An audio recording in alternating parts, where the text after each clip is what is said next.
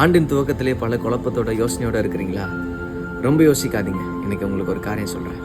இப்படிதான் ஒருத்தர் பல ஆண்டு காலங்களாக அவருடைய காரியங்களுக்காய் காத்துட்டு இருந்தார். பல ஆண்டு காலங்களாக காத்திருந்து சோர்வு வந்தாலும் அவர் அந்த காரியத்தை பின்வாங்காமல் உறுதியாக நின்றார். ஒரு நம்பிக்கை, எனக்கு இந்த ஆண்டுலேயாச்சும் ஒரு அற்புதம் நடந்துடும், இல்லை நாளைக்காச்சும் நடந்துடும் அப்படின்னு சொல்லிட்டு ஒவ்வொரு ஆண்டுகளும் கடந்து போயிட்டே இருந்தார். இந்த மாதிரி 38 வருஷமாக பெதஸ்தா குளத்தில் காத்திருந்த ஒரு வியாதியஸ்தர்.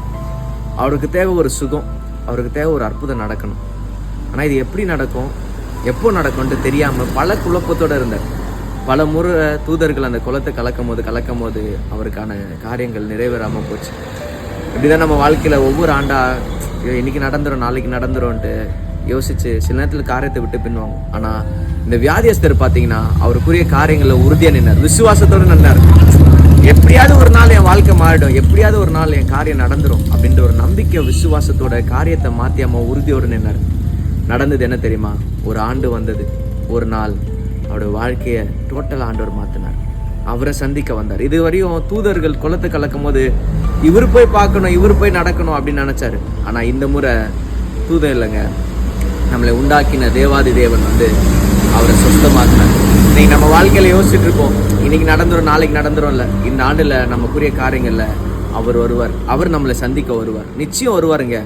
முடிவுகளை பின்வாங்காதீங்க. எப்படி இந்த 38 வருஷமா இந்த வியாதியோட படுக்கை நிலைமையில இருந்த ஒருவன் அவர் மேல இருந்த விசுவாச நம்பிக்கையோடு இருந்தாரோ, இன்னைக்கு நீங்களும் நானும் உறுதியோடு நின்னா போதும், ஆண்டவர் இந்த ஆண்டுல நம்மளை சந்திக்க எல்லா காரியத்திலேருந்து நடத்த வருவார். கவலைப்பட்டு சோர்ந்து போயிடாதீங்க, காரியத்திலேருந்து பின்வாங்காதீங்க. நமக்குரிய காரியங்கள் மாற்றுவதற்கும் அவர் வருவார். நமக்குரிய காரியங்கள் நிறைவேறுகிறதுக்கு அவர் வருவார். எதை கண்ட காரியங்களை பின்வாங்காது. ஐயோ இந்த உபத்திரம், இந்த பிரச்சனை இப்படி வந்துருமா அப்படி வந்துருமா, எதை பற்றி யோசிக்காம உண்மையுள்ள நம்பிக்கையோட இயேசுவை நம்பி நில்லுங்க. அவர் நம்மளை சந்திக்க நிச்சயம் வருவார். எப்படி 38 வருஷமா பாடுள்ள ஒரு மனுஷனை தேடி அவர் வந்தாரோ, ஒரு ராத்திரி பொழுதுங்க நம்மளுடைய வாழ்க்கையை மாற்ற முடியும். ஒரு பகல் போதும் நம்முடைய வாழ்க்கையை மாற்ற முடியும். ஒரு மத்தியானம் போதும் நம்முடைய வாழ்க்கையை மாற முடியும். அதனால நம்பிக்கையோட விசுவாசத்தோடு இருங்க.